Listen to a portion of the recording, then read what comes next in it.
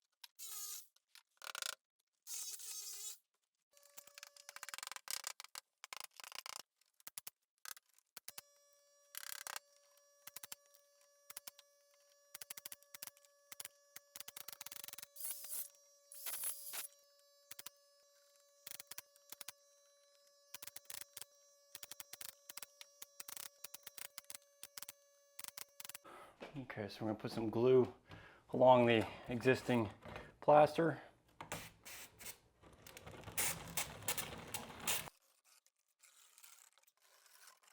And then we're gonna use some plaster weld on the existing plaster.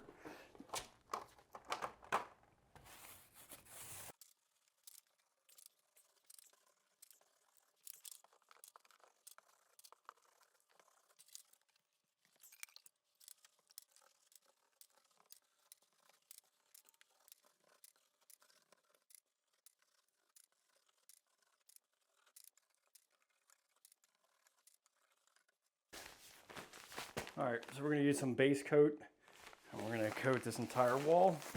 This is all tacky now, and it's been about an hour since I've done it. So base coat's pretty thirsty, so we need about 6.5 quarts.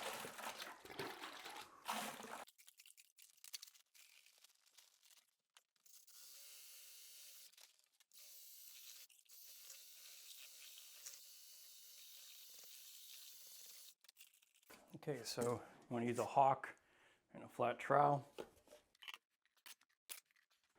And I'm just going to fill this in.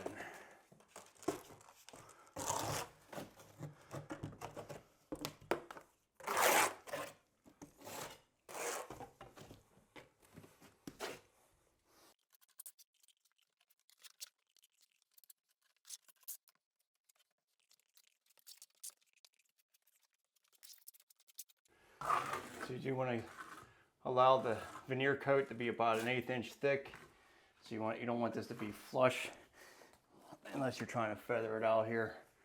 So this is just basically just exactly what it says, a base coat. So this is just doesn't have to be 100% even too. It just needs to be flat so you can just glide over the finish coat afterwards.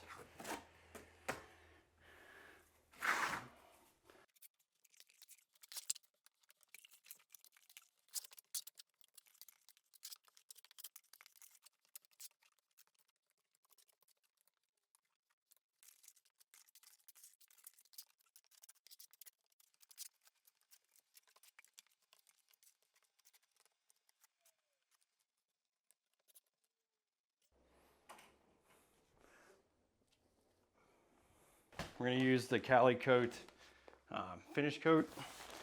So this stuff takes quite a bit of water. So I would advise, to mix the 50-gallon bucket, just take a bucket, cut part of it off. So you can extend it if you don't have a 6-foot bucket. So we need about 18 quarts of water for this, which is a lot.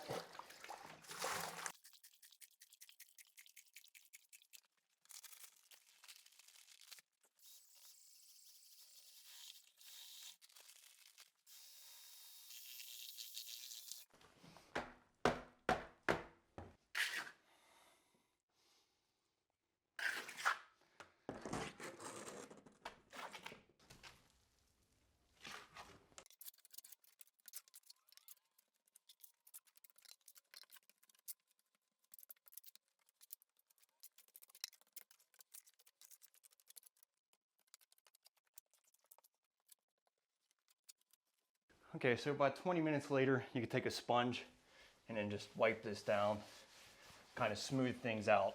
Now, I'll probably go over this one more time just because there was so much area to fill on this, but at least if you smooth it out, it will be easier to do and just definitely look a lot better.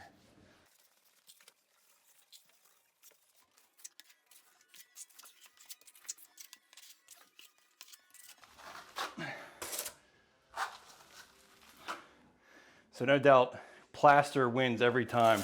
So much nicer than drywall. Definitely a lot more durable. Never get any nicks in your plaster walls. So definitely worth the effort if you have plaster walls to patch them with plaster.